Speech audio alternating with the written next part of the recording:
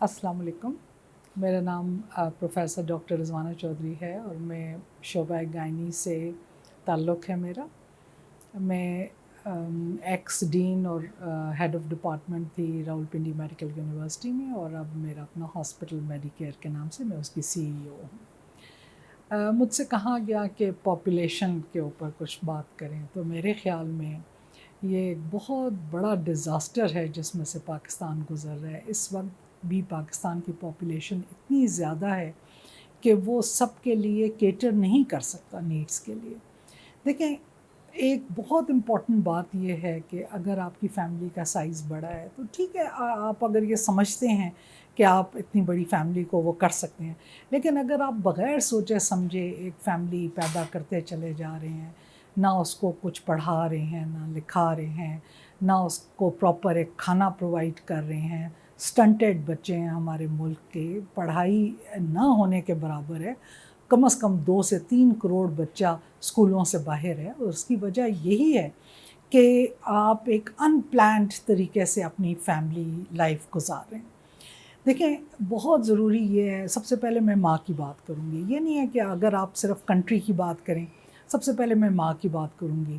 اور ماں کے لیے کتنا ضروری ہے کہ اس کے بچوں کے درمیان میں ایک پراپر وقفہ ہو.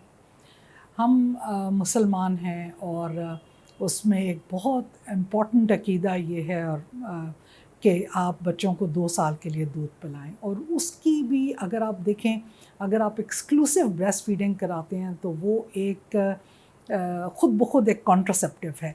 تو اور اب سائنس اتنے سالوں کے بعد پروف کر رہی ہے کہ 2 بچوں کے درمیان اگر 3 سال کا وقفہ ہو تو ماں کے لیے اور پچھلے بچے کی اور اگلے بچے کی صحت کے لیے سب سے امپورٹنٹ یہ ہے کہ 2 بچوں کے درمیان 3 سال کا وقفہ ہو. تو 2 سال اگر آپ نے ایکسکلوسیو بریسٹ فیڈنگ کرائیں اور اس کے بعد آپ کی پریگنینسی ہو تو تقریباً 3 سال کا وقفہ ہو جاتا ہے، جو کہ اللہ تعالیٰ کا حکم ہے.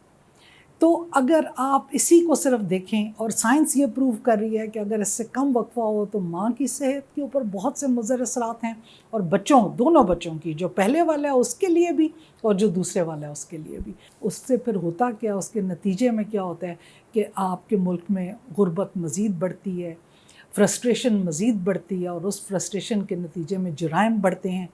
تو آپ اگر اپنے بچوں کا اس طرح سے دھیان نہیں رکھ سکتے کہ آپ ان کو پڑھا لکھا کے ایک اچھا شہری، ایک اچھا انسان بنائیں، آپ چھوٹے چھوٹے بچوں کو کاموں پہ لگا دیتے ہیں جو ان کے لیے کتنا بڑا ایک ٹارچر ہے.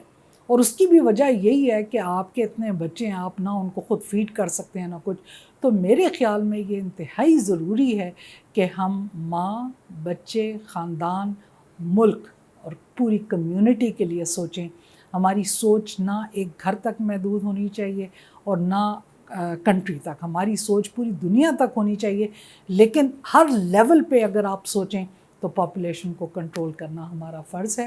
اور اگر ہم چاہتے ہیں کہ ہمارا ملک ترقی کرے، ہمارا پیارا ملک جو ہم نے بڑی مشکلوں سے حاصل کیا وہ ترقی کرے، تو اس کے نتیجے میں آپ سب ایک پڑھی لکھی اولادیں پیدا کریں، آپ جن کو وسائل دے سکیں، جن کو پڑھا سکیں، اور جو اس ملک کو آگے لے کے چل سکیں. Thank you very much.